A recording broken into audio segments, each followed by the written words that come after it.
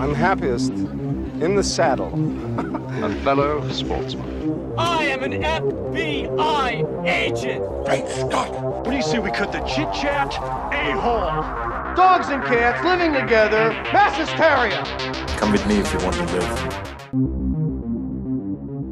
Hello, and welcome to Retro Ramble. I'm Charlie McGhee. I'm George McGhee. And this time we are going back to 1986 to look at the mammoth film that is Aliens, brought to us by James Cameron. Indeed, this time it's war. Yeah. No one can hear you scream in space was the first film's tagline, right? So yeah, the film that Ridley Scott loves so much that he pretends it doesn't exist. Obviously, Sigourney Weaver, Michael Biehn, the lovely Paul Reiser, Lance Hendrickson, and James Horner on music. So we're going to have a lot of fun with this. It's probably going to be one of our, I'd say, slightly longer than our episodes because we're more going to indulgent than others. There's a lot to cover. There's a lot to cover. There's a lot of love, and we know quite a few people have requested us to cover this film. We want to do it justice. Yeah, and obviously it's part of a wider saga. That we will touch on. Yeah, that we do touch on. And there's the one thing to point out, we do refer to it throughout the episode that the version we watched when we were younger, recorded off TV, or the first video, is different to the version that we've been watching for like the last decade or so, which is the special edition or the director's cut, which has a few more scenes that flesh out some of the characters, especially at the beginning. So when you hear us saying that, apologies if the only version you've ever seen is, say, the original. The original. Some people are purists, and if you've only ever watched the director's cut, you'll wonder why we are talking about it. But it is interesting to see what James Cameron has gone back. We do spend a bit of time on it, but we would recommend you, if you haven't, seek out the director's cut, the special edition, because it adds so much more to the story. Yes, so, and before we dive into it, quick word from George on housekeeping, what you should expect from these types of podcasts if you've not listened before. So we are brothers, we are movie lovers, and we love these films. We go back, we're revisiting them, films from our youth. In these episodes, we will talk about how these films came to be, and then we go through the films bit by bit. So lots of spoilers. There will be spoilers from the very off. There will be some swearing, so be mindful if you've got small people around and children. And we're going to poke fun at it with the greatest amount of respect. And there will be lots of bad impressions as per usual. So there might be us doing alien sounds, Bill Paxton sounds, just to name a few. But we aim to entertain. We aim to give you a few bits of trivia that you may not have known. So thanks for listening. Yeah, and as I say, we love this film, so any jokes that we are making are really just about how much we've enjoyed it, and we've watched these from a very young age, so there probably are some quite immature points that we make about this film. Yes, juvenile perceptions. Yeah, so we hope you enjoy the episode, so sit back and enjoy. Here it is, Aliens.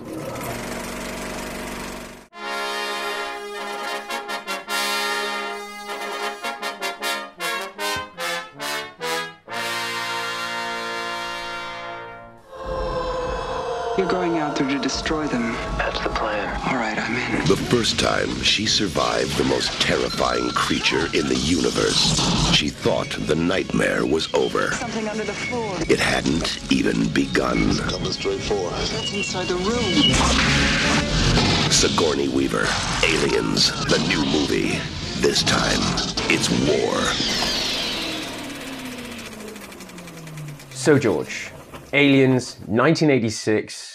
What does this film mean to you? What are your first memories of this film? Well, can I surprise you? I didn't see this at the cinema. How come? Because I would have been 3. Right. But yeah, I wasn't a fan of this growing up because I was terrified of it. I'm not surprisingly. I'm not ashamed to say I'm not really a horror person. And I remember growing up, might have seen it around when I was about 7 or 8. But, for fans of this show, there'll be no surprise that we were introduced to this film by our old next door neighbours, the Glendinings. They love this film, quite rightly. So have a drink for you guys out there. The name game. The name game, and our other friends, the Feenies as well. And yeah, the Glendinings were huge fans of this film. I remember John Glendinning had an alien poster. So it was a poster that you hung on your door that looked like the alien had smashed through the door. And I remember being at a sleepover and being traumatized and not being able to sleep. And you saw that before you had even seen the film? Yes, exactly. Yeah. And I remember being given the choice of, what should we watch, Terminator or Aliens? And I was always like, let's watch Terminator. So yeah, I didn't actually get into it, and I didn't get to appreciate it probably until my sort of, which sounds ridiculous, my sort of mid-teens. Yes, it's weird how you kind of have to get past that. I mean, very similar for me. So obviously I was only 7 or 8 when this came out at the cinema, but once again was, sort of press ganged into watching this with the guys. And yeah, as soon as I finally actually got around, because I was too scared, I wouldn't watch it, or I would make an excuse. Did I leave the iron on to get, to do something else? But when I actually did get around to watching it, I guess I was probably about 12 or 13 or maybe 14 like yourself, like young teenager. I fell in love with it very quickly. Once you get over that initial sort of the horror idea of the alien popping out of the chest, the rest is just amazing action. So yeah, it's interesting. I mean, that's, I guess, what the BBFC classification is all about. It's a guidance system. And to ignore it at your own peril, it might scar you for life. Yeah. I mean, it might even put you off horror films for life. But yeah, I think this is no surprise to our listeners, but you and I are both big James Cameron fans. He's made some of the greatest films ever made. We spent a lot of time sharing our love for Terminator 2. And highest grossing films ever made. The guy has a talent. He takes his time. He's been pushing cinema forward. He knows how to make a good sequel as well. As we've talked about Terminator 2, but this is the first sequel he did. I think this is his 3rd film. Yeah. And this film was voted the best sequel of all time. So ahead of Godfather Part 2, ahead of Empire Strikes Back, and indeed Terminator 2. Take that, disbelievers. So George, as we normally do, before we'll go into, what we love about this film, best bits, bad impressions, and obviously our usual features. George, how did we get this film? What was going on in the industry? How did James Cameron get involved? Well, interestingly, and especially in this day and age where, as you were saying, it seems like every Hollywood film that comes out has like a 3-film plan. Franchise, baby. Yeah. There's always some sort of trilogy planned, but George, it's not about making money. It's about telling a story. Telling a story over a multiverse. Yeah. But even though the first Alien, Ridley Scott's Alien in 1979, was a big success, Fox didn't consider a sequel because it was actually quite an expensive film to make for what is technically a horror film set in space. It's an expensive horror film, and horror films by standard are cheap to make, but then they make a huge amount of profit because they're good, crowd pleasers. Yeah. So it wasn't until 1983 that James Cameron had sort of created a bit of buzz around Hollywood with his Terminator script. And he was prepping to do Terminator when he met one of the producers of Alien, David Giler. So Terminator hadn't been made? No. So this was in the sort of pre-production. He was getting ready to do Terminator. Mm-hmm. Met the guys from Fox, and they were talking about random ideas, and they were like, have you got any ideas for what was then called Alien 2? Mm-hmm. And he was like, oh yeah, let me come back. So he wrote a treatment. And they were like, wow. Yeah, shut up and take my money. Yeah, so they commissioned him just on first basis just to write the screenplay. And Cameron got this good news the same day he landed the screenwriting duties for Rambo First Blood Part 2. I did not know that. So Cameron writes the script 2 months before he leaves to go and direct The Terminator. And then following the success of Terminator, they offer him not just the screenwriting duties, but to direct and produce with his wife, Gail Ann Hurd, who also produced Terminator. All right, so proven that he can deliver, and then he gets the big gig. Yes. Real gigs. He can deliver on a budget as well. I think that's the important thing. That's so ironic considering he's known for like low budget, and he's the highest grossing director of all time. Yeah, and he's done some of the most expensive films of all time since. Yeah, so it is about money and telling a story. We probably touched on this in the Terminator 2 episode, but yeah, Cameron's roots are from sort of low budget Roger Corman, sort of almost like exploitation films, where everything was done on a shoestring budget. Everything was done with some clever use of like models and sets, and a lot of those techniques were employed in this film as well. But the interesting thing was, so this was filmed in England at Pinewood, home of Bond and Star Wars and God knows what else. And obviously the first Alien was filmed there by Sir Ridley Scott.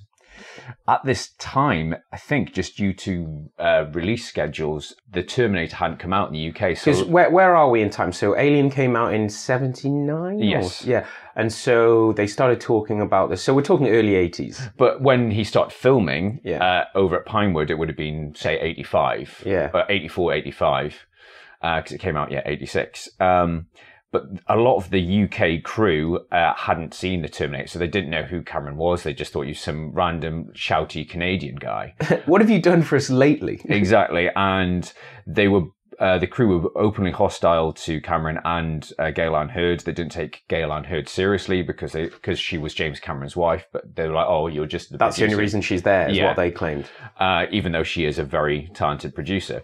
There was also arguments over, I think Cameron wasn't used to the British way of working, so they had like regular tea breaks. They had a tea lady, and Cameron, want some tea, dear? No, I don't want some fucking tea. Get the fucking tea out of here.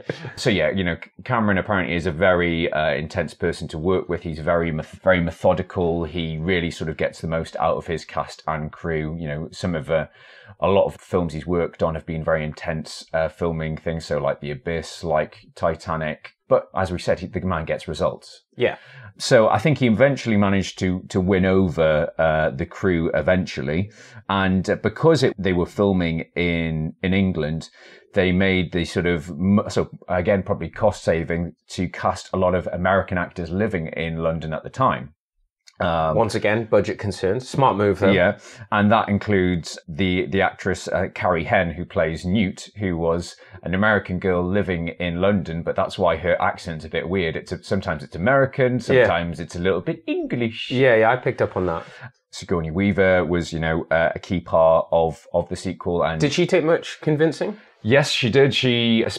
Apparently she's quite anti-gun, and she talks about this in the behind the scenes. But so I think Cameron had to do a lot of convincing about the maternal aspect of the story and the fact that it's a cathartic reaction for Ripley. She's getting closure. She's going back. She's effectively got PTSD from the first film. Sigourney, it's called gunishment. And if you want to work with me, I like guns a lot.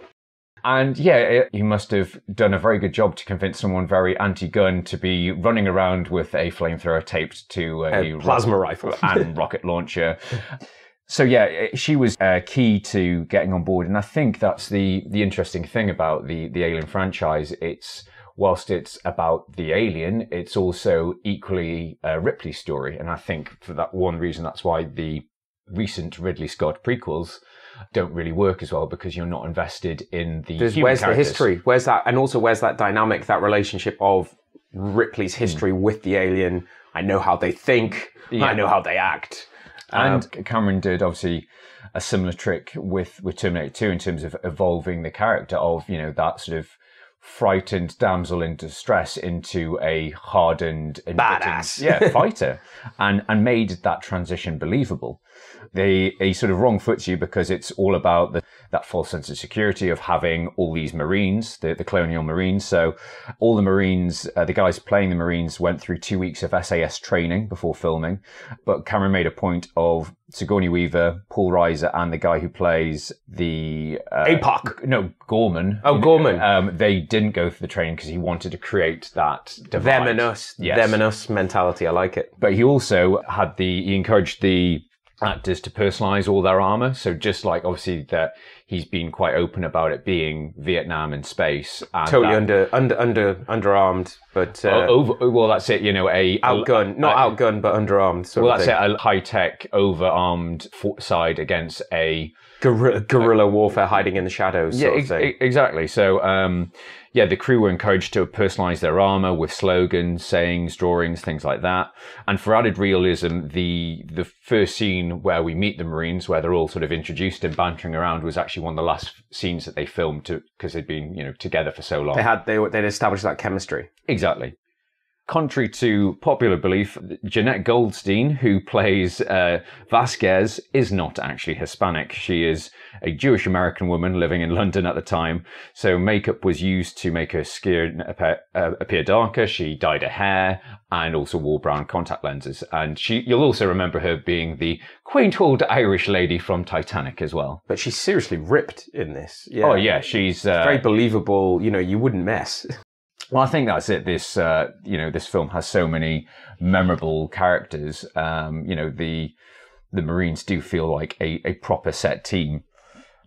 One of the last sort of things that I suppose we can talk about now, so is in terms of the gun design. So Vasquez and Drake's smart guns, so the guns that are mounted on their sides, were adapted from. They're a helicopter gun, aren't they? No. They were machine guns adapted with motorbike parts mounted to Steadicam gear. So the stuff that people use for like running around with cameras. Yeah, because you can see that. And I picked up this time watching it that when... Also, trivia question, which you might not be able to answer now, but Vasquez's... Is it Riggs? Vasquez's other half, the other guy with the big Drake. gun? Is he in The Departed? Yes. Okay, I know. Yeah, so he is a character actor. I think he's actually originally Irish. Yeah. But that's why he's obviously in The Departed. I don't know the actor's name off the top of my head. But in that scene when they're both practicing with their guns and they're using the bicycle parts to rotate, did you notice that he's got it attached to his hip because it's obviously a heavy piece of machinery, and when she's doing it, hers is actually on the table? No, I did not notice. So it makes me think that the rig was actually because when you see her with the gun, it looks ridiculously heavy. And so there's a clever bit of camera work going on. And the first time you see her with the gun, she's holding a real, like a replica gun made out of metal. But I think in the other scenes, when she's actually walking with it attached to her hip, it's lighter. It's not a real gun. Okay. It's amazing what you pick up the second time, buddy. It may be the case. I may have completely fabricated that out of nothing, so...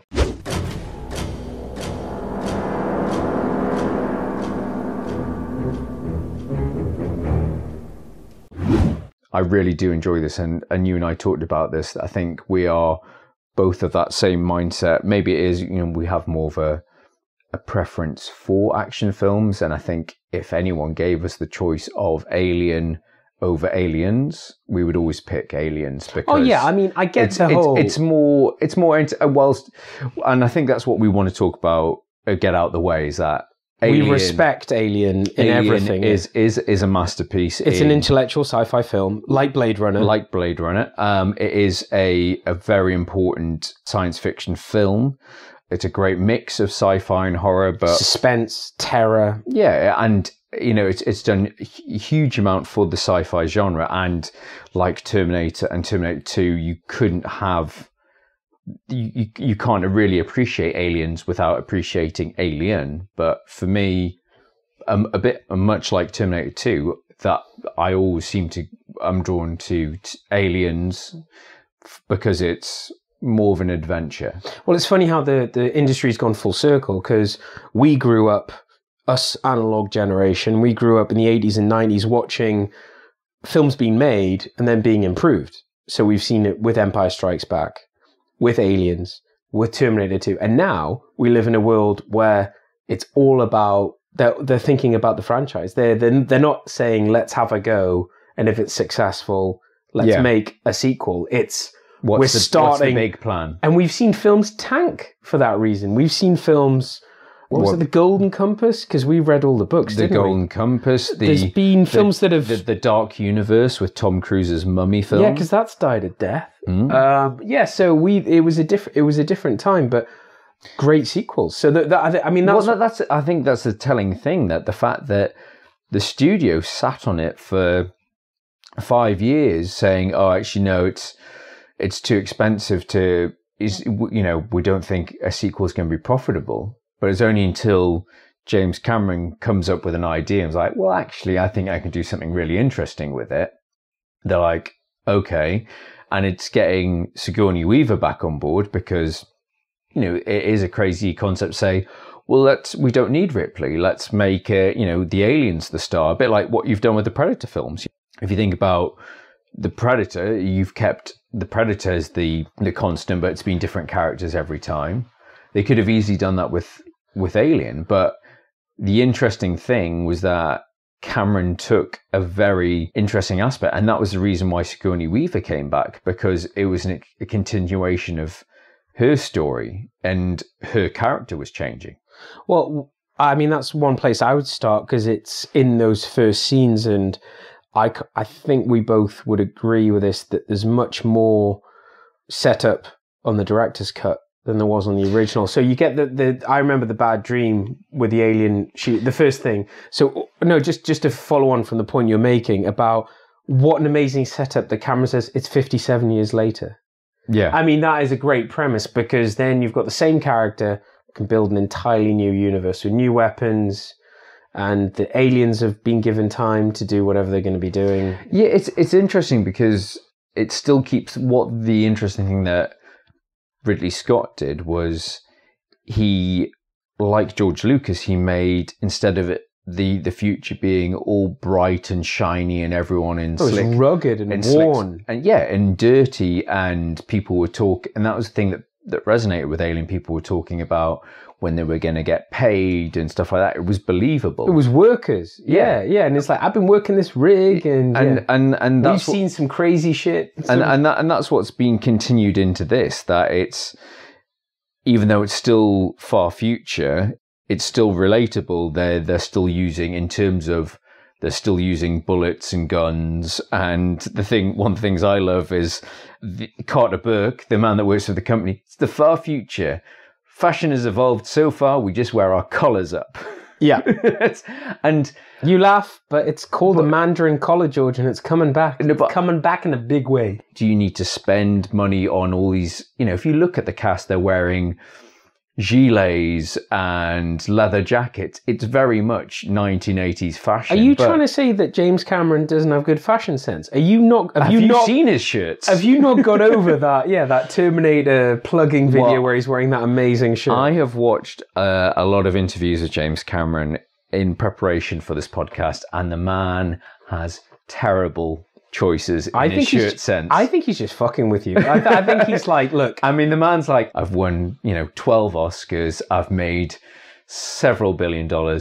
Fuck you. I'm going to wear what I want. I think it is that. I think he knows that whenever he's on film, the one thing he can control is what he wears. Do you know what I mean? He can't control when he's being interviewed. Okay, so how can I actually take control of this? How can I take the attention? How to make it a James Cameron interview? I'm going to wear a shirt that diverts the attention. But the important thing is that you don't focus on the things about the fashion, because it is about the story, it's about the action, it's about the drama, it's about the horror, it's about the tension. And when all that fashion and company and spaceships are being thrown at you, you're like, where are the aliens? No, but where are the aliens? But it also makes it more relatable. The fact that it's that whole corporate bickering, but on this the whole military camaraderie. It's all very real and relatable. But yes, you're right. We're getting a bit carried away, because we haven't even got into. Well, we want to give this film the proper justice, but I mean, you've covered off the majority of the background to this film, how it came to be.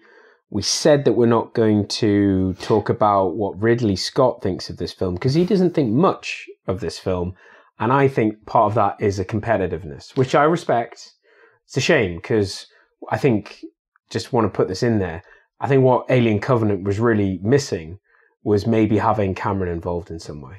Yeah, because I think there was... This is just a slight divergence into that recent film. I think Cameron was talking about a potential Alien 5 at some point before. But that was with Blom. We talked. No. This not was with Blomkamp. No, this was before Prometheus and all of that. But Neil Blomkamp was talking about doing a sequel to Aliens. Yes, which was to follow this film that we're talking about. Which was going to completely ignore all the sequels. But that would have been that would be amazing to have Blomkamp doing it with his look and feel, and Cameron somehow involved. Anyway, that's wishful fulfillment. Shall we dive into the film? Yes, so just a note to our listeners. We are going to be talking about the director's cut or the special edition version of this. So, which is not the version we grew up on, but is the one that we've watched most recently. A lot. And the version we know the best. So it does have, a bit like the Terminator 2 director's cut, it does have around 17 minutes of extra scenes, and we're going to... They do make a difference. Yes, they do. So they are mainly at the start. There's a lot more at the start that isn't in the original version. We're just going to plow into it now.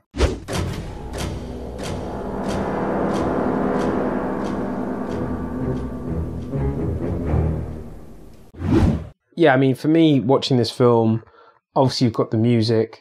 You've got the fact that he set it up, putting it 57 years in the future. You've got all of the great things. There's a space station, and you've got these very harsh things of like, she's waking up into a harsh reality. Like everything that she believed before, you know, she finds out about her daughter. She finds out about the company. She's got so many questions, and it's very much fish out of water. But the thing I love that, like, within opening seconds, it is clearly a James Cameron film.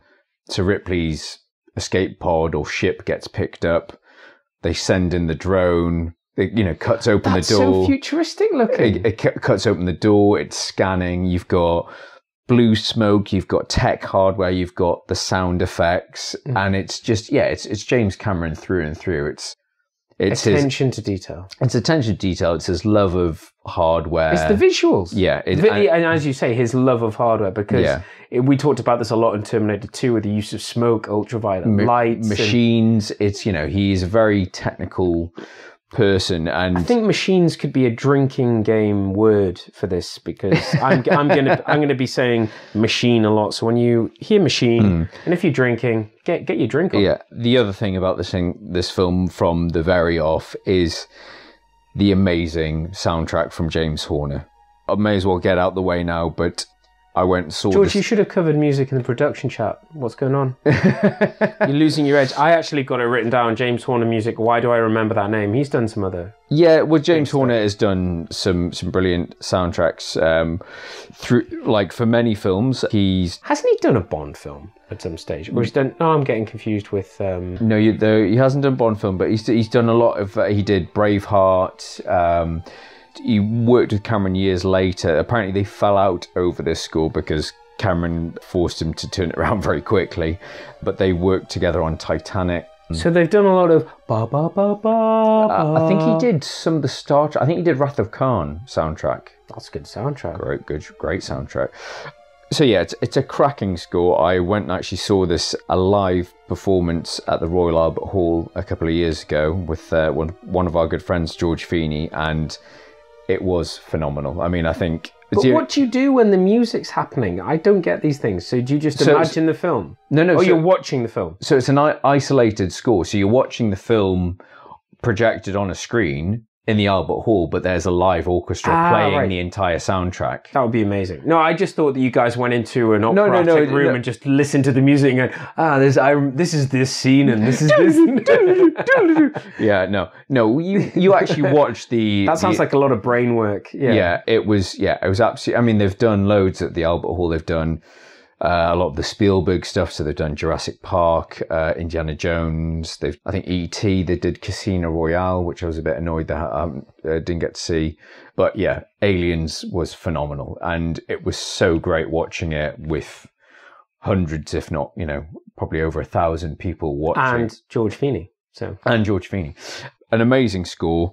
It's so sinister and brooding and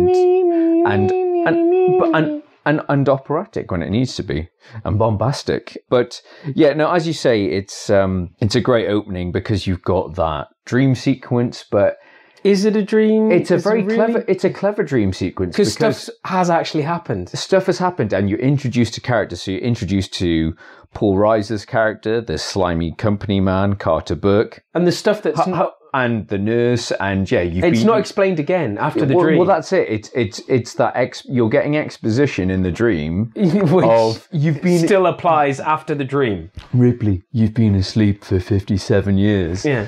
and here's your cat, and then the cat goes nuts. Mm-hmm. Ripley been asleep for 50 years. I thought it was 57. Well, maybe I dreamt that. And there's part of me that thinks, imagine if they actually that was the opening and they killed her off at the start. George, save it for suspicious spin-offs. No, but also it's like, it's almost like if they did that in a cheap horror film. We could only afford Sigourney Weaver for 10 minutes. It's all about Carter Burke. Yeah. That could work. That could maybe. So later. We've got great model work from the off, because you've got the whole, I don't know, I just watching it, maybe this is the director's cut special edition, but I got watching this, there's some impressive model work with the space station that I'm not sure. Yeah, no, if I remember the original, it was like you saw her in the room and you got the feeling that she was on a space station, but I can't remember outer shots of the space station. I think those... I think you probably did get some of those shots, but I think a lot of the stuff... There's more. I think he's added, like with Terminator 2, he's just added a few other extra shots. No, I definitely get shades of... it's very reminiscent of 2001. Yeah, that's what I'm saying. The model work. No, yeah. but also... it's with not, the music. It's not just the model work and the music, but the bits that they add in. And I'm pretty sure this is a special edition scene or director's cut scene where she's being interrogated by the board. In a boardroom. That is very 2001. Everyone's like, in terms of the set design, it's like enclosed space, smoking. Yeah, everyone's smoking. It's all very corporate, but in space. And I think that's it. There's a lot of stuff that they build out that, you could say to make it like, to trim down the script. You're like, oh, well, that's not, to the main story, that's not overly essential. I know, but that boardroom scene was in the original. You sure? Yeah, because that's when she finds out that they've had colonists on there for years. Oh, right. So the bit that they don't feature is, meanwhile, on LV-426... Look, an alien spaceship. My face. Hey, kids. Daddy's got a great new job. We're going to live on a new planet. It's going to be really exciting. Sunshine and dreams and ice cream. Oh, no, sorry. It's a barren planet and we can't breathe. Sharp rocks, nuclear reactors, and constant rain.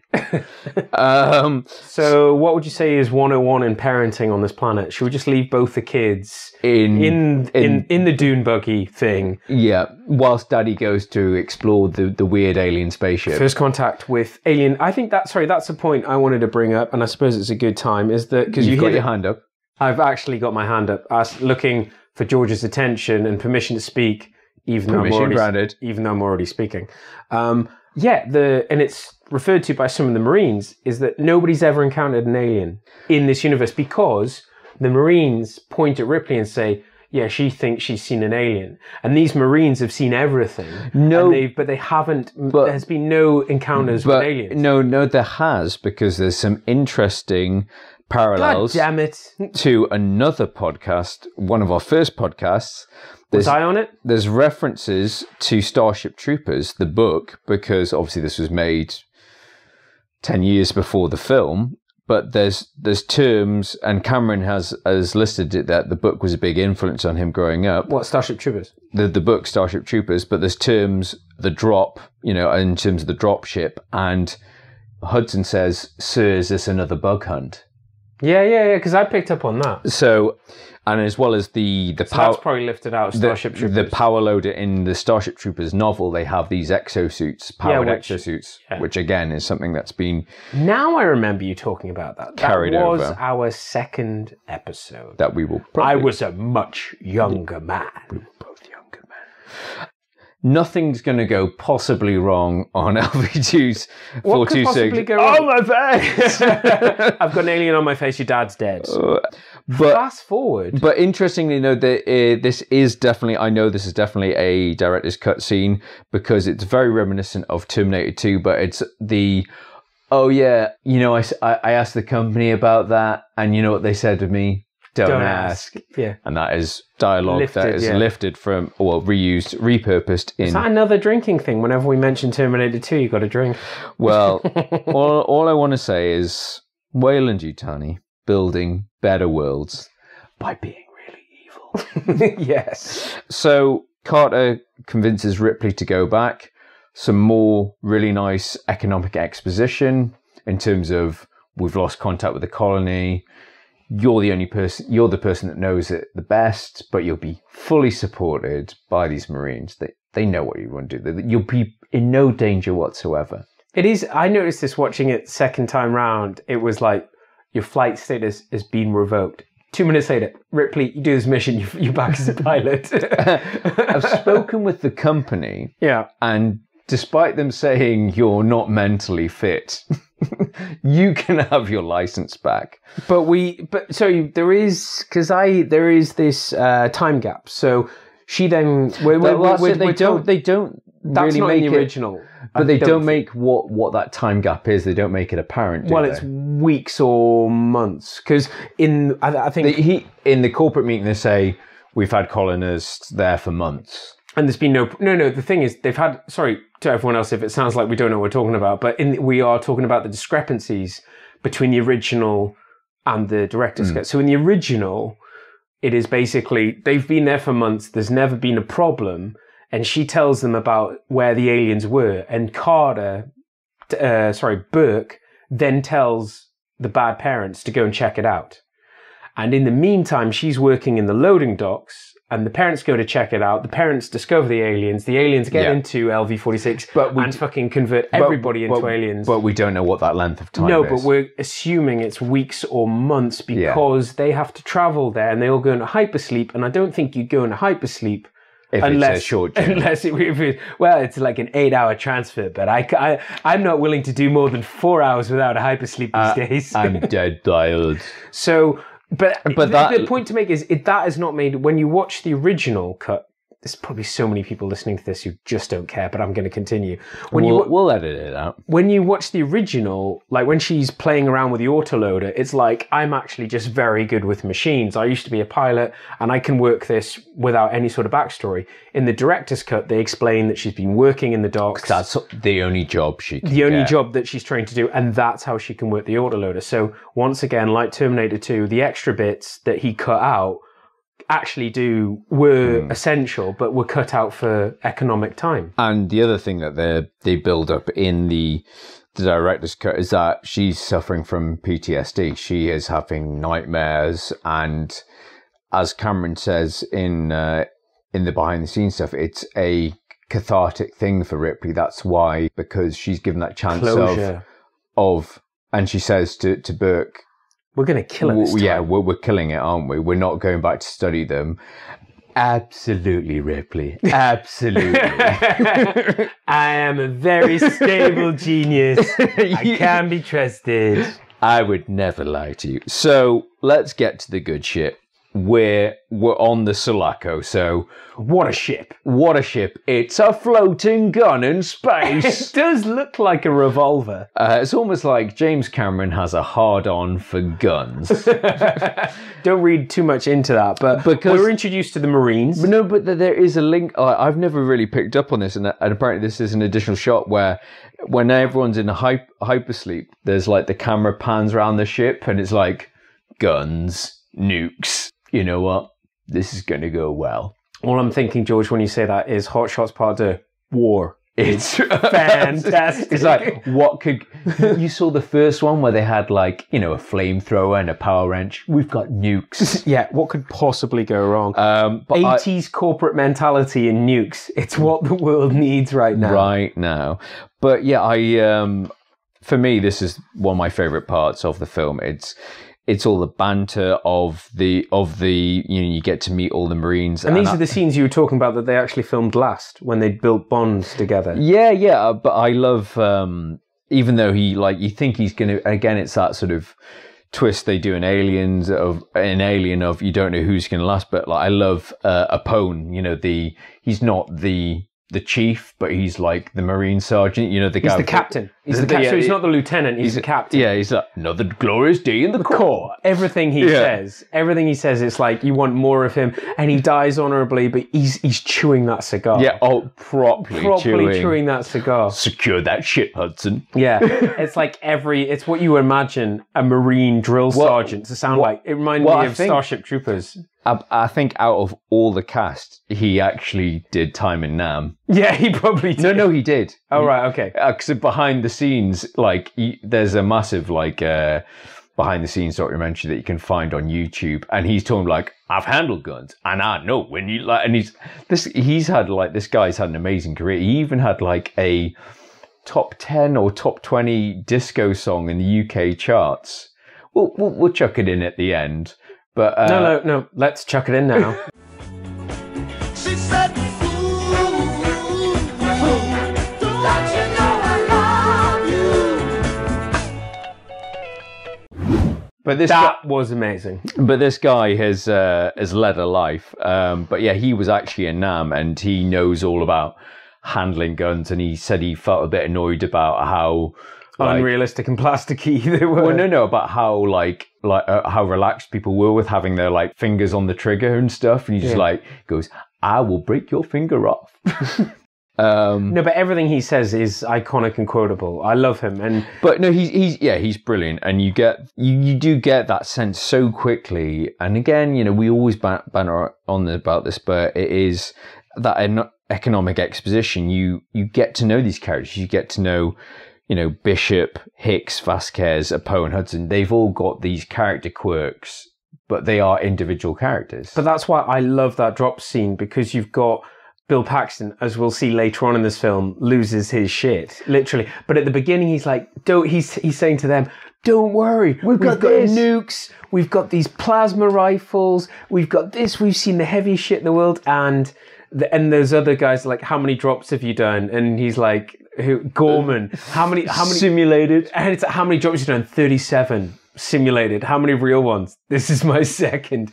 And Hicks, because I said this to George earlier, how do you demonstrate that you are the biggest badass on the team during a drop? He's asleep.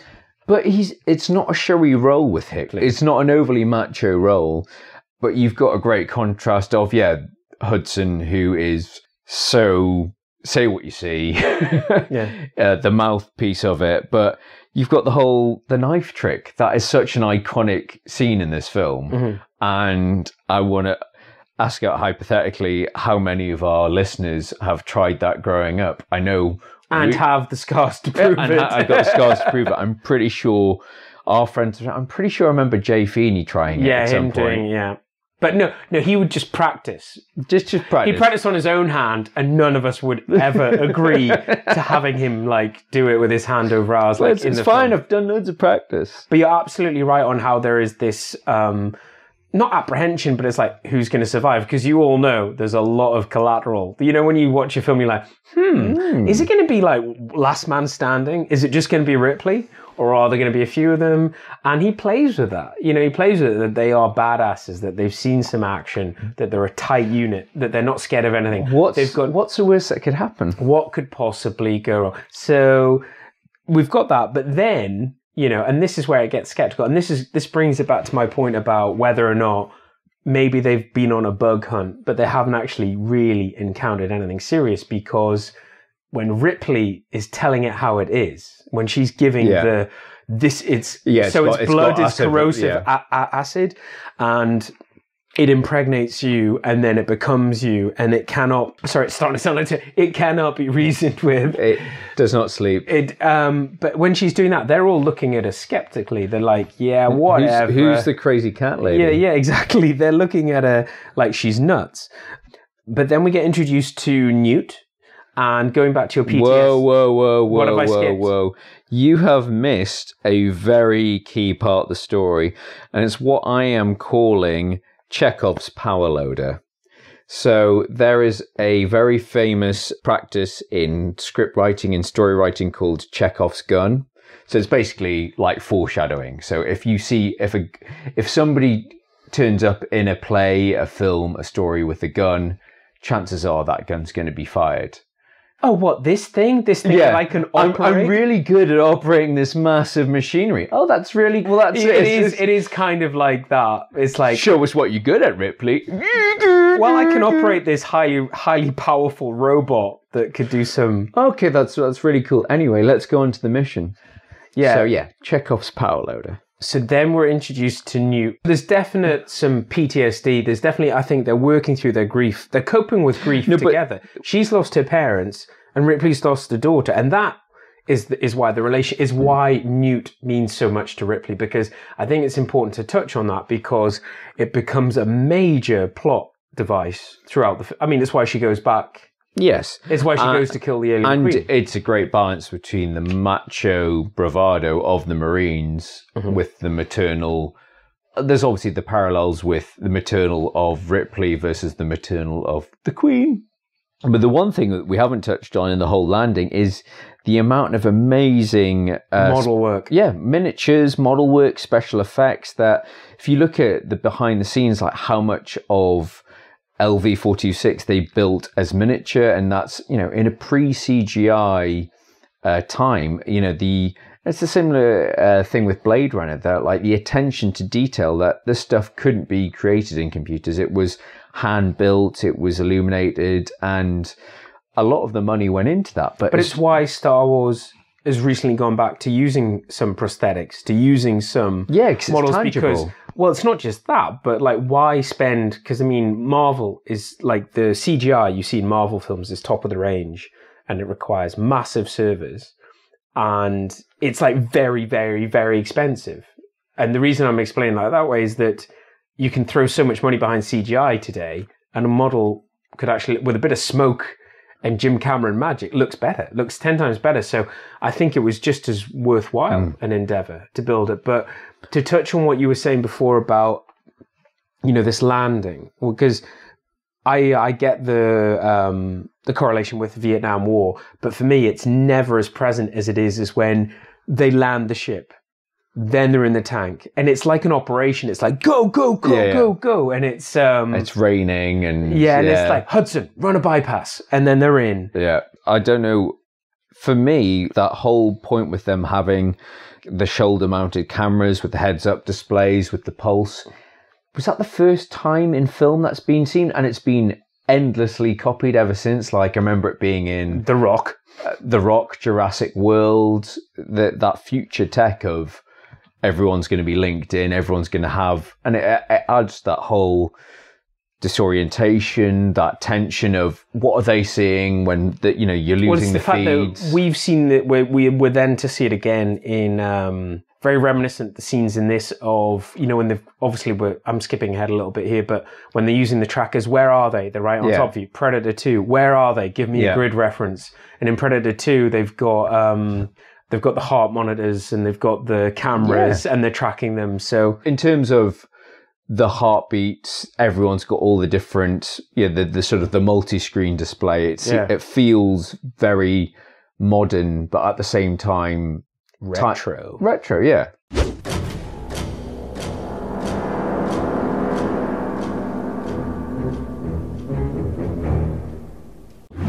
Yeah, so the other thing we talked about in terms of the tech, but it's the motion trackers, and I think that's such an iconic sound. Yeah, well, we've talked about that in terms of it, and throughout the whole film, pretty much from as soon as they're introduced, right up until the end of the film, like until they leave the planet, you've got that constant sound. It's like a drip of water. It's like a drip, but it's like a drip of water because it's that fuzzy blip on a microphone. Very, you could almost say retro sounding now, but then sounded ultra futuristic. And again, like we've talked about with the POV cameras and stuff, it's been borrowed and riffed on in stuff like Predator and probably countless other horror films since then.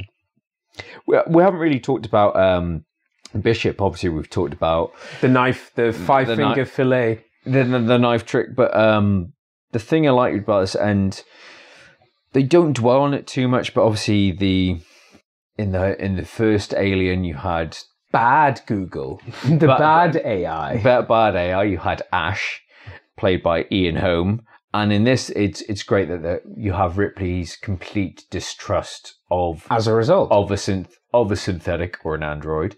I prefer the term artificial human. Yeah, but I love the way that they play with that. Can he be trusted? Is he going to turn? Is he working for the company's best interest? You're sexy, but I don't trust you. No, but that's it, because it's the brilliant Lance Henriksen, because he's so fucking weird. You just don't know which way he's going to go. It's like, I have been programmed to protect, but then you see him studying the facehugger, like, oh yes, hello, pretty. It's an intriguing design. No, I like him, and I like the fact that he's subtle, that he's cool, and it's a great flip of the character from being completely unreliable to being the most reliable. And when he's piloting the plane and doing when would Cameron do something like that, like flip your conventions of an evil robot or a pathetic female into a badass? Yes, I can't see this being repeated. No, but no, I do like Bishop, and I think everyone does by the end of the film, even when he's flailing about in what can only be described as a synthetic bowl of android pasta. Apparently they achieved that by mixing yogurt and milk together, but then they left it under studio lights, so Lance Henriksen, because he was supposed to like spit it out when he was being cut in half, got food poisoning because it'd been basically giving, this milk has gone warm. Milk was a bad choice. This wasn't in my contract. So, but this is First Contact we're talking about. They're getting into, so it's an atmospheric processor and processes. And so the aliens have decided to hole up right next to it because they know that should there be an onslaught of Marines, and it's nice and warm. Yeah, they're not going to be able to use a live fire exercise. So what are we supposed to use? Harsh language? Yeah, so they all hand in their magazines. That is a great twist. It's like, you've got all these guns. And they're useless. But you can't use them. Thankfully, we've got a flamethrower. Hicks has... Michael Bean's kept the same sawn-off shotgun from Terminator. So yeah, we're in the far future, but you've still got your sawn-off shotgun. So this is First Contact, and it's the bit that I find the most scary bit of the film. The bits I find scary, I used to as a 7-year-old, and to be honest, slightly scary. 7-year-old, 27-year-old, and today as a 28-year-old. Meteor age. Meteor age is the fact that it's the Ripley scene at the beginning. Well, it's the aliens popping out of the chest, because it's pretty fucking terrifying concept. Kill me. Kill me. Kill me. That's what's terrifying about that scene, is that the way she's looking at you going, kill me. And then once again, Ripley has that PTSD. But let's not skirt over, and I'm sorry, yes, it's an action film, but it's great acting from Sigourney Weaver, because her reaction, she doesn't say anything. She's watching it on the camera feed, and you see her go through so many, this is my serious face. This is my... No, but it's a wordless bit of great acting from her. And yes, it's an action film. It's not going to get any awards, but that's what pinged with me this time was the level of her acting in that scene, is because it's just all in her face. Well, she was nominated for an Oscar. Best Actress Academy Award, and it was the first time for an actress in a action movie. I think it's career best for her. Yeah. She's had a very varied career. She's done some very interesting roles, but I don't think it is a disservice to say this is her greatest role. I also think... It shows the most, it has the most variety, and that's why I think it's a role that she keeps being lured back to, because it did have that growth of...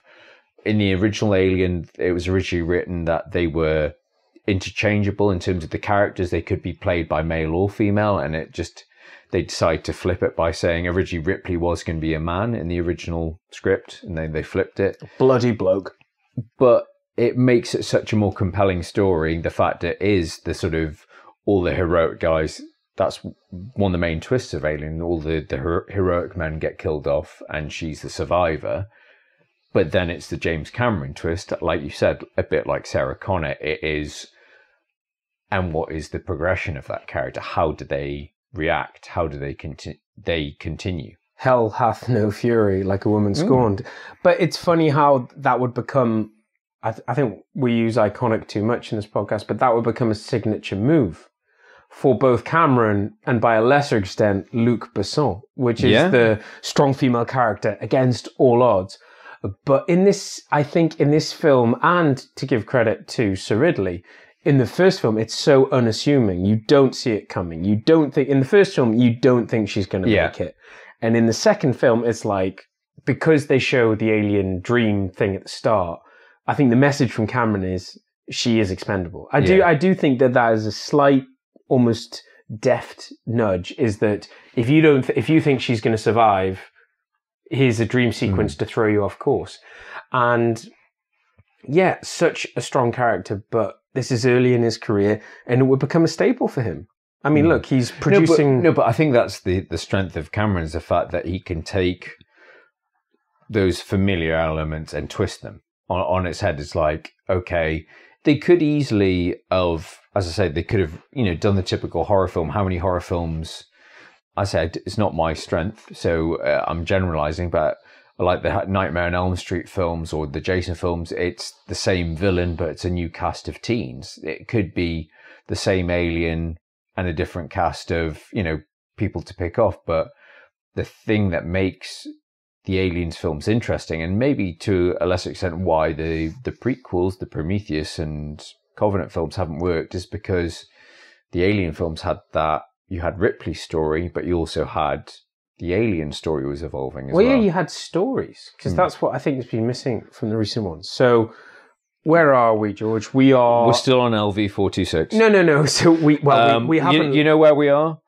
When the aliens are released, what's going to happen? Let's rock! Yeah, exactly. That great. Do we need to talk about Screaming Wings? I don't think that'll appeal to the audience. So just a quick caveat for anybody who was playing with a Commodore Amiga in the late 1980s. Screaming Wings was on was it the Commodore 64? It was either Commodore Amiga, the Amiga. Should we just stop this chat now? No. I know we've got a strong base in the gaming community, George, but I think we need to do this just out of loyalty to the Glendonings and the Feenies. Right, so there was a computer game completely unrelated to this film. And probably in a time where licensing wasn't very hot. Yeah, so top-down view, you're in a plane, typical Space Invaders type. No, it was a World War II... Yeah, fighter jet. That was the thing. So you're in a World War II fighter jet, top-down, but whenever the game started, it lifted the soundbite of Hudson. Vasquez. Yeah. Oh, no, it is Vasquez saying, let's rock. And then when you died, you had Hudson saying... Game over, man. Game over. So yeah, it was an Amiga game or Commodore 64 game called Screaming Wings. And I think if anyone else has memories of this, please write in and let us know. Please message and we will mention you on the next podcast because that's how niche this podcast is. We are not crazy. When that software proudly presents Screaming Wings. Let's rock! Game over, man. It's game over. Have we lost anyone? Loads of APOC. We lost Vasquez's Rico. What's his name? Frost, I think he's called. There's loads of them. Ensign Rookie. But the only people that hasn't died is Lieutenant Gorman, or the chief, who is a loser. Yeah. He's panicking behind the scenes. Ripley just elbows him out of the way. She gets into the APC. And what a bit of set design that is. I mean, that vehicle still looks... It's like a Batmobile. Do you know what that vehicle actually was in reality? It was a Batmobile? Well, probably built by the same people at Pinewood. But it was... Oh, no, it's got to be one of the airport... Yeah, it's one of those things that drags the planes. The plane out, yeah. It's an airplane carrier, airplane tower. Ready to taxi. I love the fact that when they're going through the doors, the turret slides to the back. That's very clever bit of work. That's pure Cameron model design. What if we just pull the gun back? What sort of technology would they have? Why don't we just do some more gunishment? So yeah, they've lost all the team. They're all freaking out. They don't know what to do. And you've got some great tension between Hicks and Ripley. You've got... I say the Hicks role's not a showy role, but the way where she's like, nuke him from orbit, that's the only way to be sure. And then he's like, I think Hicks is in command. He's like, yep, nuke him from orbit. But it is a very good, I think because that's why whenever I see his performance in this, the question in my head is, was this after or before Terminator? I mean, in terms of filming. So he'd done Terminator, even though Terminator hadn't been released in the UK. He had done Terminator when he did Aliens. Terminator, yet whilst they were filming it, Terminator hadn't been released. The reason I asked the question is that maybe for American audiences, it was slightly more obvious that he was going to make it a bit longer. Do you know what I mean? A bit longer in the film because of Terminator? Maybe. Do you know what I mean? Because, like, it's that thing when you watch this film, it's like he's so subtle in the first half of the film. And then he becomes more and more apparent right up until the point where he's taken out by a little bit of acid. Just a tiny amount of acid. But yeah, we've got the whole bit with the sentry guns, which is extended in the extended cut, but it's great tension watching the bullet count go down, and it's like... And all the noises. Well, that leads me to occasional feature, Show Me the Monkey. Oh my god, is it monkey magic? No, so apparently this is just a quick one. There's no monkeys in suits. There's no aliens dressed up as monkeys. There's no monkeys dressed up as aliens, I think you mean. No aliens dressed up as monkeys. That too. There's no monkeys on roller skates. However, the alien screams, especially when the sentry guns are going up, are baboon shrieks altered in post-production. I love that. So there you go. Occasional feature, Show Me the Monkey. I like it. It's here to stay. So is this before or after? No, we have skipped the Carter Burke facehuggers. So yeah, no, the sentry guns is just before they set them up. The bullets are going through them because I think in the extended version, they test it a few times, but then it gets to that's the thing, there's so much going on. The aliens are testing the sentry guns. They then realize the reactor to the processing plant is overheating. You know what this film needs is a ticking clock. A ticking clock. And one of the things that annoys me about this film, it is a bit of a plot hole, is why is there no one left on the ship? On the Sulaco. Yeah, I didn't actually pick up on that until watching it this time. Really? Well, I was like, why? Well, that's it. So there's only them? They all went down? That's the thing that really annoys me. And I think I have noticed this before, is the fact that for all the weaponry, the bravado, the big ship. So they all go on the ship, everyone then they all get on the APC and they all go down. What if they all die? There's just the spaceship just floating around in space. That is...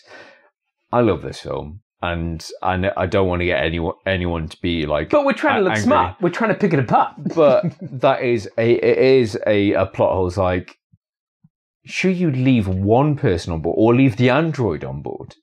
Yeah. But, I mean, obviously they get around it in terms of, I can remote in and what have you. But it seems so weird that... They wouldn't leave in every unmanned. Yeah. In every sci-fi film, they always leave somebody. There is a much lesser paid character actor willing to stay on the ship and appear for 5 minutes at the start and the end of the film.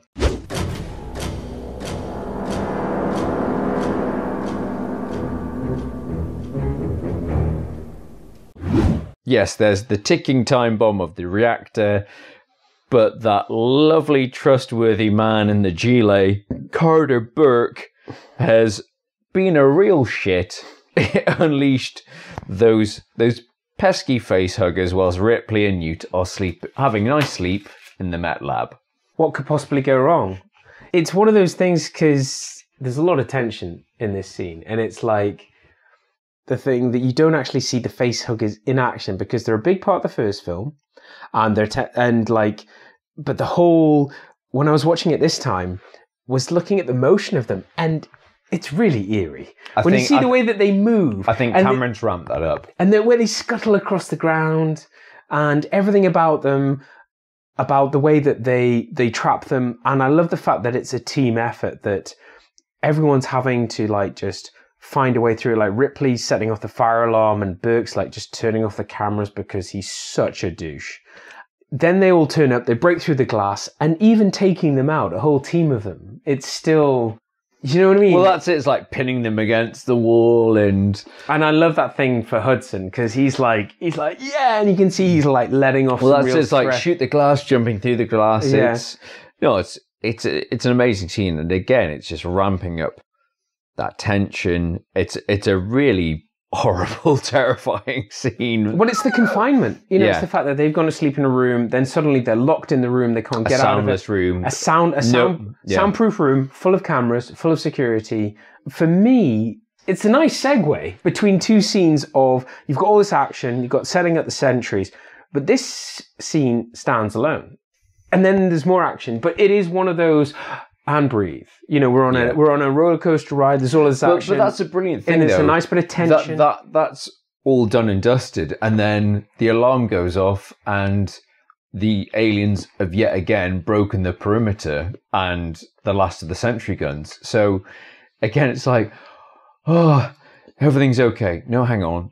The reactor's still counting down, and the aliens are still breaking in the defenses, and we're running out of ammo. And it's like, okay, and we haven't got a dropship.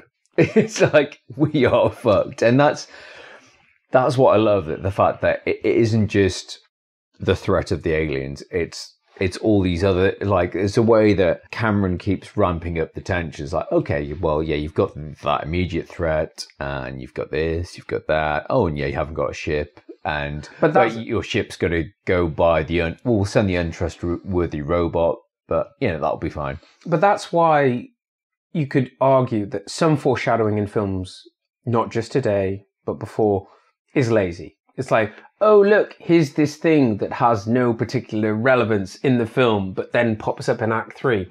We've forgotten. Check out my sweet power loader skills. No, but I'm saying we've forgotten about the autoloader. So is it autoloader or power loader? Power loader. We've forgotten about the power loader because we're too busy dealing with the aliens on the ground. Plus, it's on the ship and it has no use because the aliens aren't going to get back to it. Aliens aren't going to possibly get there. But there's the fact that there is this, this thing about Cameron ramping it up. It's the fact that how hard can it be? How bad can shit get? Yeah. And he keeps on turning it and twisting it. And as I say, there is tension within the tension. And part of you watching this, I'm sure some people felt this watching this the first time. It's probably just going to be Ripley who gets away, and maybe with a little girl. Yeah. But you're still interested. It's like James Bond. He's going to survive, but how's he going to get there? And there's part of that going on, but he keeps on twisting it and turning it, and she's not all guns blazing. She's like hands-on, but it's not apparent that she's going to save the day. In one film, Cameron creates tension, he creates plots, and you think it's going to happen one way, but then he ramps it up and completely left sides you. And he's still doing it today. But it's not until the very end that Ripley, as you say, Ripley is prompted to pick up a gun and to do the Rambo thing. Well, we haven't done this for a few podcasts, but that is the Act 3. Like what we're talking about, you've got Act 1, which is on the setup, them going there and them arriving. You've got Act 2, which is them landing and all going to shit. First contact with the aliens and regrouping. There's this scene we were just talking about where Burke releases the facehuggers. And then you've got what I would say second contact. And then, which is when we lose Gorman and Vasquez and they're in the air vents. That's a brilliant scene. Again, I've always hated you, Gorman. It's a great sign-off. Yeah, and it's the way Cameron talks about this in the special features that he spent a lot of time. They only had amazingly, they only had 6 alien suits. They only had budget for 6 alien suits, so it's all in the editing to make it feel like there's a lot more.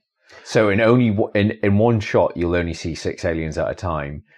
But they spent a lot of time and money developing with gymnasts and acrobats how they moved.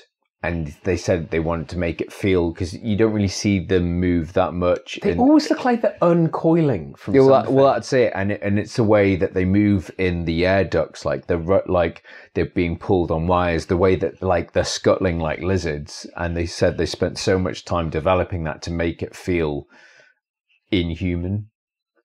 Because that's, we talked about it earlier, about how much time has passed and what the hell's happened to everybody else on LV-46. And my point, or the realization, or what I basically say to myself, is that what's happened in between Burke telling the perfect parents to go and check out that alien ship. And when they arrive, because they said there's 50 families with kids? Yeah. So I'm guessing all of those have become aliens. Yeah. And that's the cannon fodder for the drone guns. Yes. And that's, I think everyone agrees with that. And so that's why it kind of works, but it doesn't, I always forget about that until the bit when they're coming through the air vents in the ceiling, and it's like they're 6 meters, 3 meters. Still terrifies me. Brilliant tension building. It's like they're in the room. And How's as I say, possible? But going back to what you're saying is that there was only 6 suits. That cuts back to the Cameron lo-fi, low-budget roots of, I can make this work, I can make this believable. It's just how you edit it. It's just repositioning them to make it feel the room is full of aliens because they're over there. It's just how you cut it. It's so ironic that here is a guy who's come from making films with nothing is the highest grossing director of all time. It's funny that the fact that this film is the sort of antithesis of, they've spent so much time in the model work, on the Alien Queen, on the sets and everything like that. But yet he, at the same time, has pioneered, the future of CGI, and 3D work, digital worlds.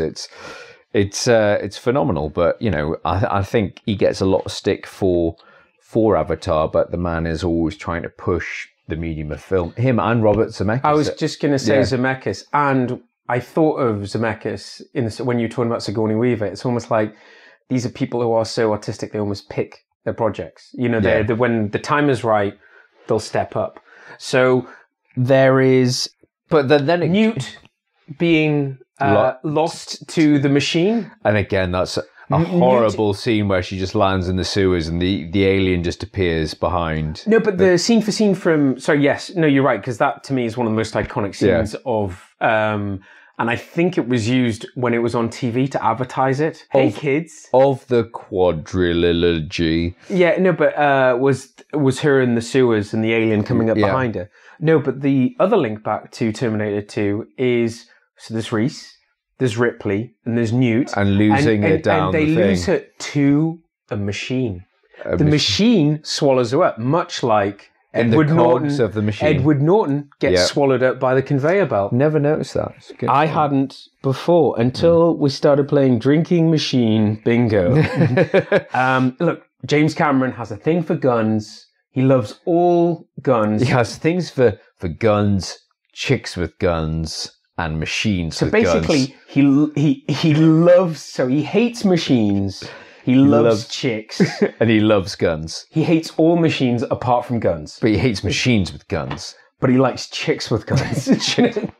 I'm glad we cleared that up. It was just for everybody else who's out there. So Newt is gone. Hicks is injured. So Ripley goes all John Rambo, John Matrix... Loads up. Great suiting up scene. She's got the pulse rifle, the flamethrower, the explosive rounds, the tracker. There's just ticking clock of when the reactor's gonna fire off. But for me, I'm just seeing like a highly functional female multitasking. She's like, why carry 2 guns? Like we've gone. You imagine what's going on at this time. Like the films that Arnie and Sylvester Stallone are making. It's like gun in each arm, big pecs, and she's like, guys, you're idiots. Just tape them together and carry it in 2 hands. And she's very, very efficient because... And she's got the tracker. She's got the tracker, but she's going bit by bit firing bursts of flames. She's using flares to find her way back. Just like Hansel and Gretel. Using little crumbs. No, but it's once again more evidence of why, women should be leading the fight. We should send women into war. She's ready for serious alien gunnishment. So apparently, according to Trivia Online, and I should have a website. I should have gone back and timed this, but as soon as the computer says 15 minutes to explosion, shut down, what have you, is exactly 15 minutes in the film. I did not know that. And that does not surprise me. Cameron being such a perfectionist, I would not be surprised if he's like, okay, yeah. Stopwatch. What we're running on, yeah, get rid of that. Once again, to go back to your point earlier, that was probably an editing decision. Yeah, exactly. He was like, no, we got to get this down to 15 minutes. And that's it. I think... And that probably stems from him getting annoyed like we used to do. And I think this has been parodied in films. So T minus 10 seconds and counting. Then you watch about 30 seconds of footage. T minus 6 seconds and counting. And it's annoying. And I think that's what his response is. But you have that whole tension of her going through floor by floor, bursts of the flamethrower. Unnecessary use of the flamethrower is the only thing I've pointed out. No, I think she's storming through. She's protecting herself, going through floor by floor. I think she's just a bit trigger happy with that flame. She's gone all Gunnishman. She rescues Newt and then meets the Queen and then just decides to go all Gunnishman. No, but she reneges on the deal. That's what I love about that scene, because if you watch the intricacies of it, is that you've got... The Queen's going to let it go. You've got the Queen going... Sorry, I'm doing Alien Queen... Charlie's got his hands up. I'm doing Alien Queen arm motions here. So you've got Alien Queen in centre stage. She's attached to her egg sack. Her sack. God, that doesn't sound very Queen-like, George. But it's an egg sack. And then you get what I can only describe as the guards come out on either side warriors, of her. And Ripley gives the Queen a look. Because with men, it would be useless dialogue. But Ripley and the Queen just have a moment. And Ripley's like, tell your guards to back off or I'm going to blow up all your babies. And the Queen's like, whoa, this bitch is real. Guys, back away. So she's a fierce mama bear. So what the Alien Queen does, I've got the arms up again, is like, and the guards disappear. And so Ripley's got Newt and she's backing out. And then she's and just as she backs out, one of the eggs open. And you know what Ripley does? She's like, you know our deal. I'm just going to renege that. And she just, it's Ripley who is the one who reneges on the deal. It's a bit like Rambo 3, which Cameron didn't write, but when it's like, what are we going to do, Johnny? Fuck them. Gunnishment. Yeah. Total gunnishment for everybody. Flamethrower, explosive rounds.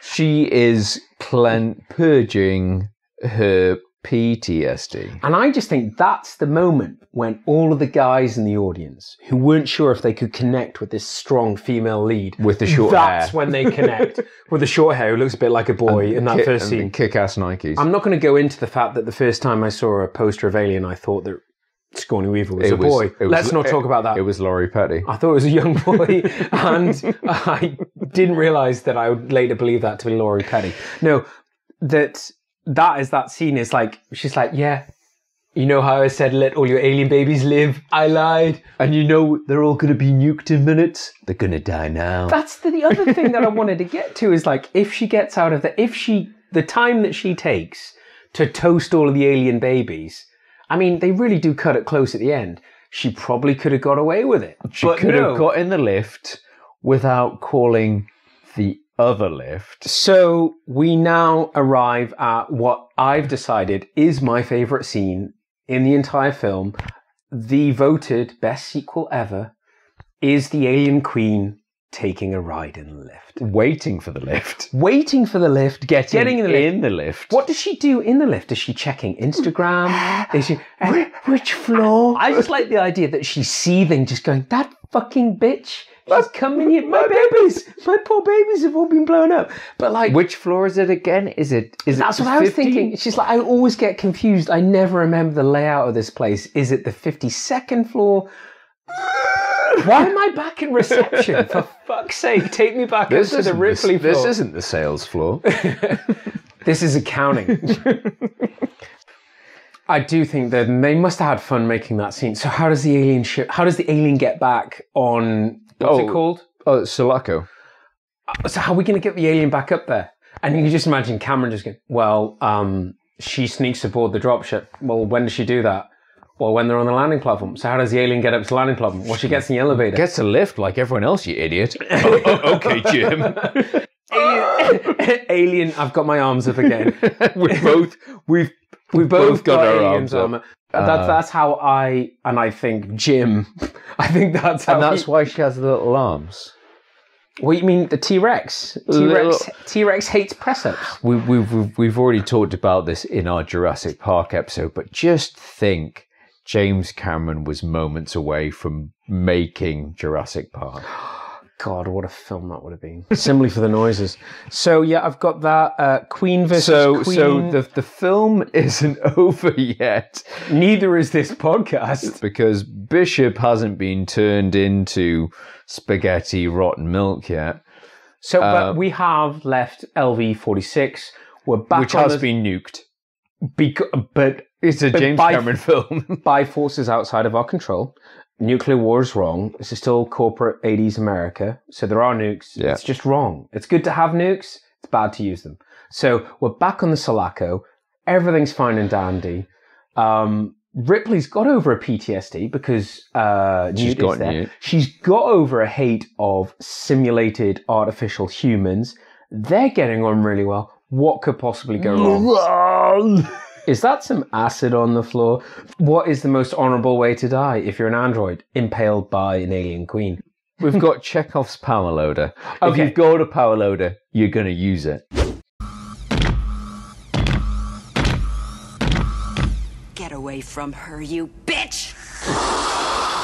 Probably one of the most quotable lines in the film, and when I saw this at the Royal Albert Hall, it got the biggest reaction. That last word, it's the way she says it. And yeah, the whole place erupted at that. But it's Queen versus Queen. Yeah. Do you know what I mean? It is very much Freddie Mercury versus the alien queen. I don't want to think about a dangerous Freddie Mercury versus the alien queen, because I'm not sure who would win. Could you imagine Freddie Mercury in an autoloader?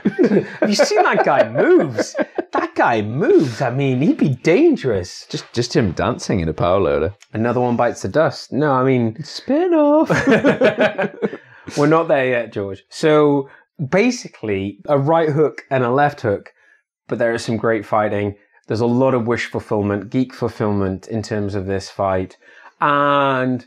we've come to another T2 thing. Oh, look, the alien's trapped in the airlock. I'm going to get away. But no, that's a hand on the ankle. Yeah. Terminator 2. Hand on the ankle. And I love the fact that Ripley is hanging off the airlock just by using the crook of her arm. But that's fine. No, I think they probably tested that out in a space station on LV-46. No, but it did look like something she'd been trained to do, to be fair. Because I had the same reaction. It was like, that wouldn't work. And the great thing is about this story, it's happily ever after. So her Newta's safe. She's saved Hicks. I'm gonna have some sweet dreams. Yeah, and what could possibly go wrong in Dreams or in another sequel, David Fincher? Thank you, David Fincher. David Fincher, I'm going to kill you all. I don't think David Fincher wrote the script. I'm going to kill you all. I'm going to shave off your hair, Ripley, and you're going to be eaten by a dog. What's the worst you can think of? I don't know. Me waking up in a male prison. You're going to wake up in a male prison with no hair, and the aliens can be made out of dogs. Why? Why would you say something? Which neatly brings us to our weekly yet monthly feature of suspicious spin-offs.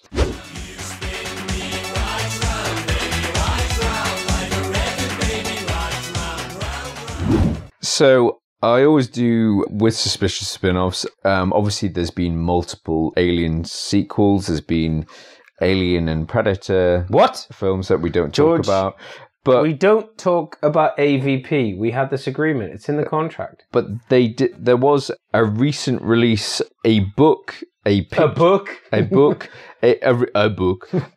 cartoon about the adventures of Jonesy the cat, Ripley's cat.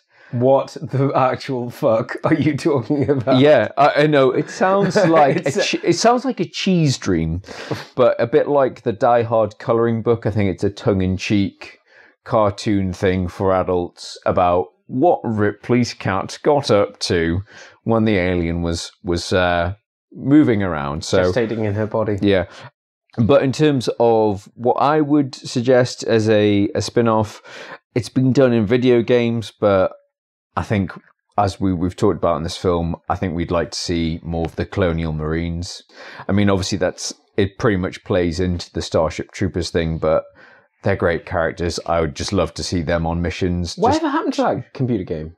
What, Colonial Marines? Was it just shit? Yeah. Sank like stone. I just remember that the highlight of that game was the motion sensors that they'd used the sound. Well, no, they hyped that up so much. I think it was PlayStation 3 game. Two, buddy. No, I think it was PS3. They hyped it up as like an official sequel, prequel to Aliens. Basically, we've got permission to use the sound files. Well, they've been doing that for a while, but it was the fact that it was like, I think, with the characters, with Hicks and Hudson and co, and it was just a horrible game in terms of the gameplay and design. It was an absolute shitfest. They're my suggestions. You got anything else? You got anything for me? You suspicious spin-offs? Well, I would like to know is, I've said this, Carter Burke at school. At law school. I want to see Carter Burke at law school because, I mean, 57 years have passed since the original Alien, right? And I'd really like to see the film that maketh the man. So I think he's had some sort of trauma. Like, you don't just... He was bullied as a child. Because you know what I mean? He's young, but he's such a douche. So that's my suspicious spin-off number one. The other one is the film that I still want to be made, which is, let's forget about Alien 3 and Ripley, Hicks and Newt get off the planet, reconnect with civilization, and it becomes there's a follow-up, with more Marines. That's what I would like to see. I think it's kind of what everyone would like to see, and if Ridley Scott had probably worked with Cameron, we could have even seen, some amazing amalgamation of talent. But no. So that leads us on to releasing Jeff and Celine. Your scientists were so preoccupied with whether or not they could that they didn't stop to think if they should. So speaking of James Cameron, apparently actor Stephen Lang auditioned for the roles of Carter Burke and Dwayne Hicks. Dwayne is Hicks's first name, by the way. So, sorry, who is Stephen Lang? Stephen Lang is the hard-ass Marine from Avatar, which, ironically, James Cameron wanted Michael Biehn to play that role in Avatar. But he wasn't available or something. George, are we still in suspicious spin-offs? Because no, not at all. Now I'm just imagining an Aliens with Stephen Lang and an Avatar with Michael Biehn. And both of them still being in both films. So yes, Stephen Lang is amazing. He's brilliant in Avatar. He should be in more films. He's a great character. But he crops up in loads of films. I noticed him recently. He's in Tombstone. Yeah. But yeah, he needs to be in more films. So yeah, he originally auditioned for the role of Hicks and Carter Burke. But in a similar instance of, we talked about in Back to the Future with Eric Stoltz and Michael J. Fox replacing him, Hicks was originally played by James Remar. Another name I do not know. He is in the Warriors film, and he also plays... you will recognise him. He's in 48 Hours Later. I think he's in one of the 48 Hours films. He plays Raiden in the sequel to Mortal Kombat. Do you mean another 48 Hours? Yes. 48 Hours Later, did I call it? Yeah. That's the film that's coming out next year. The 48 Hours Later with a very, very old and even more angry... No, it's when zombies turn up. Oh, okay. Is Nick Nolte the zombie? 48 Hours Later. Okay, Nick, let it go. There's a random spin-off for you. So yeah, James Remar is a fairly famous actor, but so he was supposed to play Hicks. He did the SAS training. He's even in some shots, and then that are in the film. in the film. So is he? I take it he's credited. No, he's not credited, but no, we're going to use it. We're not going to pay you. But the official reason for him not being in the film was creative differences. But apparently he recently was on a podcast and he admitted that he was actually fired from production because he was busted for possession of drugs. Considering when you're on a cast up with Paul Reiser and you're the douche who gets fired. I mean, what does that say about you? So that was Coulda, Woulda, Shoulda. That's Coulda, Woulda, Shoulda. So yeah, I think we've been rambling long enough. Anything else to say, George? I think this film is worthy of its best sequel ever status. I think it is. Cameron, as we've talked about with Terminator 2, he has a skill at taking familiar story elements, twisting them, playing with audience expectations, but also you can go into this film without seeing Alien and you can still appreciate it and you can be invested in it. I think it has been so influential on the rest of the series. We've talked about it being influential on other films, on other similar series like Predator, and I don't think it can be bettered. But if the one thing that keeps me hopeful for is, a lot of people are bad-mouthing and have just run out of patience and expectation, but James Cameron has been busying himself away for the past 10 years on Avatar sequels, but as history has shown, if anyone can do a good sequel, it's James Cameron. So I, for one, like Sarah Connor, look forward to the future with hope. Well, yeah, like you, his films do mean a lot. Everything, even Titanic, I can see why it's been successful. Not enough aliens in Titanic. Definitely, I think that's the problem I have with it. Or nukes. No nukes, no pulsar rifles. But power loaders. We can't do this film justice. We've tried to. We've been lost in a rabbit warren. We've got, you've got an alien's nest. This is a film that means a lot to George and I. It means a lot to, I think, a lot of the people who listen to this podcast. And more importantly, it means a lot for cinema. It has done a lot for cinema. Hugely influential. If he hadn't made success with this and Terminator, we wouldn't have had Avatar. This is his second official film. Yeah, so monumental.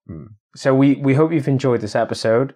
If you want to listen to the full director's cut of this episode, it's not available. We'll release it in 5 years' time. Once we've finished with our 7 sequels. Well, if you've enjoyed listening to this ramble, and if you have, George, it's not going to be as long as it's been for you because I'm going to edit out all the boring bits. I was going to suggest they check out our Terminator 2 podcast. Yeah, there's a lot of similarities with the T2 podcast, and if you've listened to T2, then you'll see them. But we respect this guy, and he's a great filmmaker. He's giving us what we want, and so is Ridley Scott. We wouldn't have Aliens was it not for Ridley Scott. And I just wish that Ridley had been more like Jimmy Cameron. Like Jimmy Cameron has taken his time, he's taken a rest, he's planned his projects, and I just feel like Sir Ridley has got a bit caught up in the mechanism of filmmaking itself. But time will tell. We'll see. But anyway, thank you for listening. Follow us on all the social medias. Thank you for sharing. This podcast is available on Spotify, on iTunes. Wherever you get your podcasts.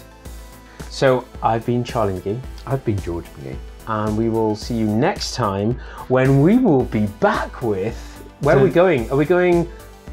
George, I'm feeling a bit tense. Feeling like there's some chase music coming on. Dun, dun, dun, dun, dun, dun.